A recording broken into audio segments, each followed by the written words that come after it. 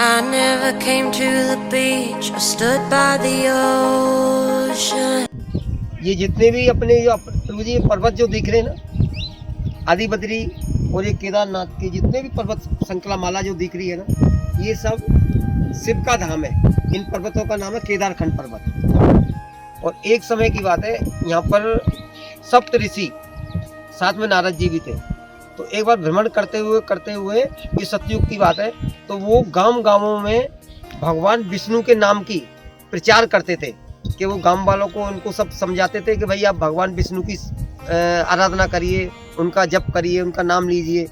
तो गांव वालों से जब ऐसे ही बात करते थे तो वो बोलते कि हम भगवान विष्णु की क्यों पूजा करें, वो कुछ करते तो है नहीं, वो तो सारे दिन शेष नाग पे सोते रहते हैं और लक्ष्मी जी उनके चरण दबाती रहती हैं, बाकी और तो कोई काम नहीं है। कोई ऐसा भगवान हो जो सब तरह से एक्टिव हो, हर चीज को करता हो।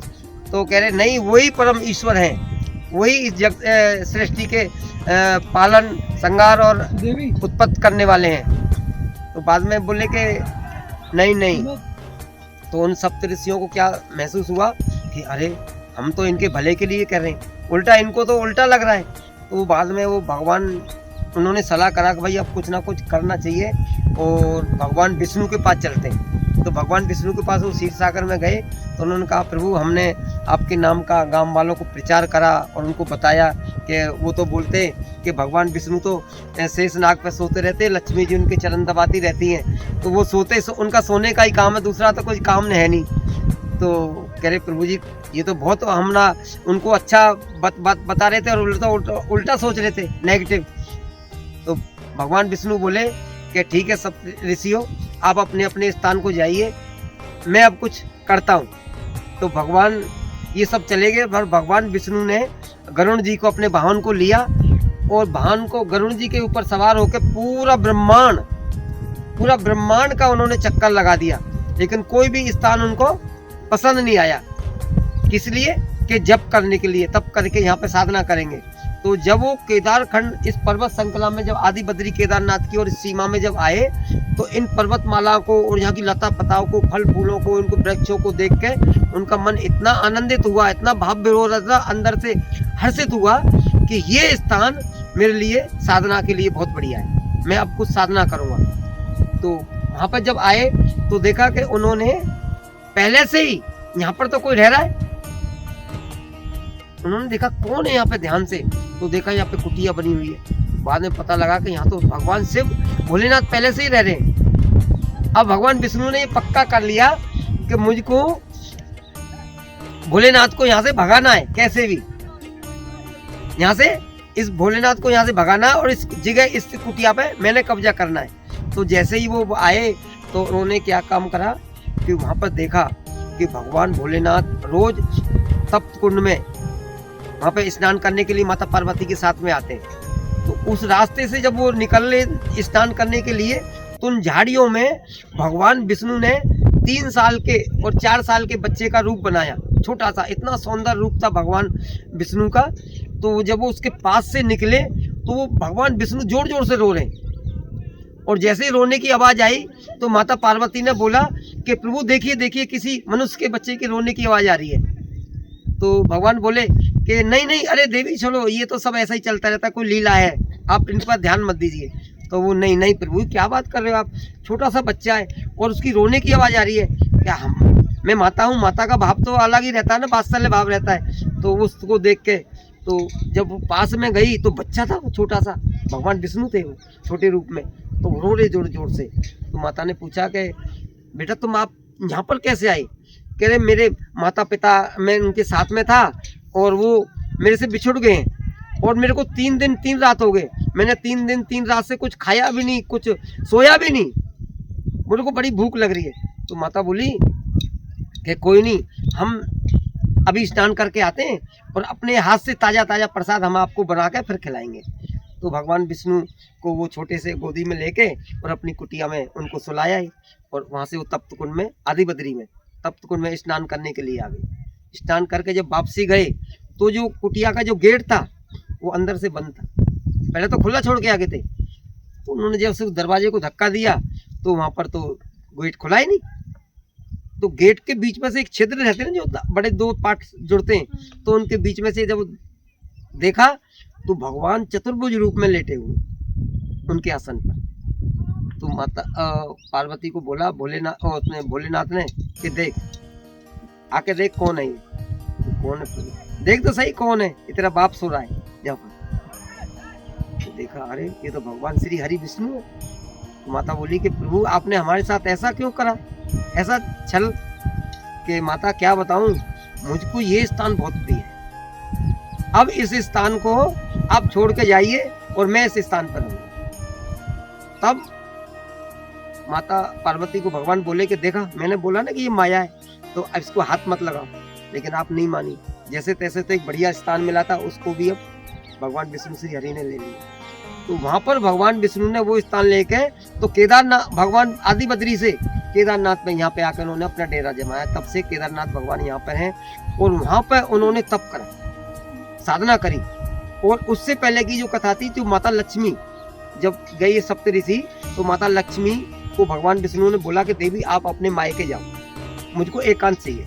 तो वो एकांत में जब रहे तो काफी समय के जब घूमते घूमते जब यहाँ पर आए केदार खंड में, पर्वतों में, आदि बद्री में, तो उस स्थान को भगवान विष्णु ने पसंद करा। बहुत बढ़िया रमणीक स्थान था, बड़ा सुंदर स्थान था, लता पता फल फूलों से, मतलब झरने बहते थे यहाँ पे। और उस टाइम की बात है जब इस स्थान पर, इस जगह पे हम घूम रहे हैं ना, ये बर्फ जमती, सतयुग की बात है, बर्फ जमती जो अब जो वहां पे चलती ना अपना उत्तराखंड में, हिमालय में, ऐसे ही इस स्थान पर बर्फ जमती।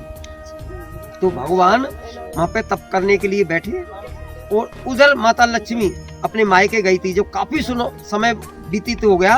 तो वो वापसी आए क्षीर सागर में, तो वहां भगवान विष्णु मिले। तो वो भी घूमते घूमते पूरा ब्रह्मांड का चक्कर लगाया, तब जाके यहाँ पर आए। तो भगवान विष्णु धूप में तपस्या कर रहे, तप कर रहे, साधना कर रहे। तो माता पार्वती लक्ष्मी बोली कि मैं तो इनकी सेवा भी कुछ नहीं कर पा रही, अब क्या करूं मैं। तो माता लक्ष्मी ने जो बेर का पेड़ होता ना, बेरी का, उसको संस्कृत में बद्री बोलते हैं। ये बद्री सब संस्कृत का है। तो माता लक्ष्मी उनके ऊपर बद्री का पेड़ बन के छाया करने के लिए। तो कुछ दिन के बाद जब भगवान विष्णु की जब नींद खुली, साधना से जगे, तो उन्होंने देखा मेरे ऊपर छाया है। जब मैं बैठा था तो धूप थी, कोई वृक्ष नहीं था। तो उन्होंने पीछे मुड़ के देखा अपनी योग शक्ति से, अरे माता ये तो साक्षात देवी लक्ष्मी है। उन्होंने कहा देवी तुम, कि प्रभु मैं तो आपकी कोई सेवा नहीं कर पा रही, तो मैंने सोचा कि मैं क्या करूंगा आपकी सेवा, तो मैं अब यहाँ पे वृक्ष बन गई। तो भगवान विष्णु बोले कि देवी धन्य हो तुम, आज से ये स्थान आदि बद्री के नाम से, तुम्हारा नाम पहले जुड़ेगा, आदि बद्री के नाम से ही जाना जाएगा। तब से ये स्थान आदि बद्री। और ये जो स्थान है पहले से ही था, ये किसी ने इसकी रचना या किसी की सृष्टि उसमें नहीं है, ये पहले से ही, ये जब से ये धाम है, जैसे हिमालय में अपना चारों धाम है, ऐसे ही ये धाम यहाँ पे। लेकिन भगवान कृष्ण ने इस धाम को उजागर करने के लिए माता पिताओं को जब 4 धाम की यात्रा कराई थी, तो उस टाइम यहाँ पे जब किसी को, ब्रजवासी को किसी को नहीं पता कि हमारे ब्रज में ही 4 धाम है।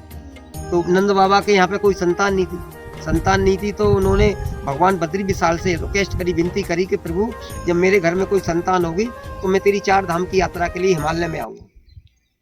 तो भगवान का कुछ दिन बाद जन्म हो गया। तो जन्म होके भगवान 3-4 साल के हो गए, तो बाबा को एकदम याद आया, अरे हमने भगवान से प्रॉमिस करा था कि हम तेरी 4 धाम की यात्रा करेंगे जब मेरे घर में कोई संतान होगी। तो उन्होंने पूरे ब्रिज में अनाउंसमेंट, ब्रिज के राजा थे, अनाउंसमेंट करा के उन्होंने कहा कि हम 4 धाम की यात्रा करने के लिए जाएंगे, और 4 धाम की यात्रा में कम से कम 2 महीने लगेगा, क्योंकि पहले कोई वैसा साधन तो था नहीं, बैलगाड़ी थी। तो उन्होंने 2 महीने का राशन बनाया, देसी घी था उस टाइम, शुद्ध एकदम पवित्र देसी घी। तो पूरे ब्रिज में जब ब्रिजवासियों को ये पता लगा, नंद बाबा ने कहा जो चलने लायक है वो तो सब चलेंगे, और जो बुजुर्ग हैं नहीं चल सकते वो यहीं पर रहेंगे। तो जब 4 धाम की यात्रा के लिए करते करते आए थे, तो पहला पड़ाव उन्होंने कहाँ करा, राधा कुंड में। राधा कुंड से दूसरा पड़ाव अपना खोगाम, अभी जब आ रहे थे ना उधर से खोगाम पड़ता है, तो तो भगवान वहाँ पे जब छोटे से थे, ग्वाल वालों के साथ में जब निकल के जा रहे थे, पूरा जंगल था, तो बच्चों के साथ घूमते घूमते ग्वाल वालों के साथ में पूरे वन में अंदर चले गए। तो जब ग्वाल वाल थे वो डर के मारे सब वापस आ गए, तो भगवान भीतर चले गए। अब उन्होंने जाके आवाज लगाई सबको, ब्रजवासियों को, नंद बाबा को, मैया यशोदा के, बाबा बाबा कृष्ण तो उस वन में भीतर चले गए। और हमने खूब आवाज लाई, वो वापस नहीं आए तो उन्होंने अरे लाला खो गए, अब लाला को ढूंढो, लाला को ढूंढो। तब सब पूरे मैया जसोदा की तो जान निकल गई, समझ लो कैसे कि मेरा एक तो बेटा था और वो जैसे वो भी कैसे कोई जंगली जानवर तो नहीं लेगा, पहले यहाँ पे जंगली जानवर रहते थे साल। तो सब ब्रजवासी पूरे भाग के आए तो उन्होंने देखा तो ये सब जा रहे थे उसी रास्ते से, जिन्होंने ग्वाल वालों ने बताया कि हम इस रास्ते से गए। तो भगवान तो मस्ती से खेलते हुए कूदते हुए तो वहाँ से वापसी आ रहे थे। जब जब वो उनको दिख गए तो उनके जी में जी आया, तसल्ली हो, अरे लाला हम तुम्हारी हमारी जान निकल गई थी। कह रहे बाबा मैं क्या करूं, ये मेरे को साथ साथ थे और मेरे को छोड़ कर चले गए, सब भग आए तो मैं भी रास्ता भटक गया। भगवान लीला करी तो भगवान वहाँ खो गए। तो आज भी उस गांव का नाम खो है। और भगवान फिर मिल गए थे, और वहां से फिर भगवान आदि बद्री गए। तो भगवान श्री कृष्ण ने बोला देवी योग माया को, जो अल्लाह नहीं सकती है ना उनकी, भगवान को जो आनंद देने वाले, कि उन्होंने जैसे ही सुमरन करा, याद करा तो देवी योग माया उनके सामने। तो देवी योग माया को बोला भगवान ने कि हे देवी इन पर्वतों को नॉर्मल कर दो, ब्रज का जो वातावरण है ना उसके हिसाब से कर दो, यहाँ की बर्फ हटा दो, पर्वत ऊंचे हैं इनको नीचा कर दो, पेड़ बड़े बड़े हैं ये सब हटा दो, बिल्कुल नॉर्मल कर दो। तो ये देवी योग माया की शक्ति से ये सारा ब्रज मंडल अपना ऐसा नॉर्मल जो यहाँ का वातावरण है ऐसे ये कर दिया। तो भगवान ने यहाँ पर ये लीला, तब से भगवान भोलेनाथ को यहाँ पे आना पड़ा, तब से भगवान भोलेनाथ है। और ये जो स्थान है ये ऐसा स्थान है कि हम वहाँ जाएंगे तो हमें बहुत ऊंचाई पे चढ़ना पड़ेगा, बहुत कष्ट उठाने पड़ेंगे, लेकिन वो जो हिमालय में है। और ये तो पहले से ही प्रकट था, ये पहले से ही प्रकट था, लेकिन वो भगवान ने वहाँ पे बुलाया उनको। लेकिन इन यहाँ पर स्थान पर सारे धाम, सारे तीर्थ, सारे वन और जितने भी तीर्थों के जो स्थान थे सबको, गंगा यमुना सरस्वती यहाँ पर सब अलकनंदा, ये सबको यहाँ पर प्रकट करा भगवान। ये सबसे प्राचीन वृंदावन है जिसको बोलते हैं, और वो वृंदावन है वो भगवान चेतन महाप्रभु जी के 6 गोस्वामी थे उनकी खोज है। जो रियल वृंदावन है, ओरिजिनल वृंदावन है, ये आदि वृंदावन कामवल। भगवान की 90% लीला, 90% लीला कामवल में हुई है। यहाँ पर सेतुबंद रामेश्वरम है, अशोक वाटिका है, राम सेतु है, यहाँ पर चरण पहाड़ी, भोजन थारी, फिसलनी शिला, भ्रमणेश्वर की गुफा, ये कामेश्वर महादेव और बिंदा देवी। बिंदा देवी जब से ब्रज उधर वहां से आई तब से बिंदा देवी कामवन को छोड़ के नहीं। कामवन इतना सुंदर स्थान था कि इस स्थान को देख के बिंदा रानी का मन ऐसा हो गया कि मैं अब ब्रज को छोड़ के जाऊंगी। तब से बाकी Govind Dev, Gopinath, Madan Mohan. Please like, share and comment if you enjoyed our video, and don't forget to subscribe our channel and hit the bell icon for more devotional videos. Radhe Radhe, Hare Krishna.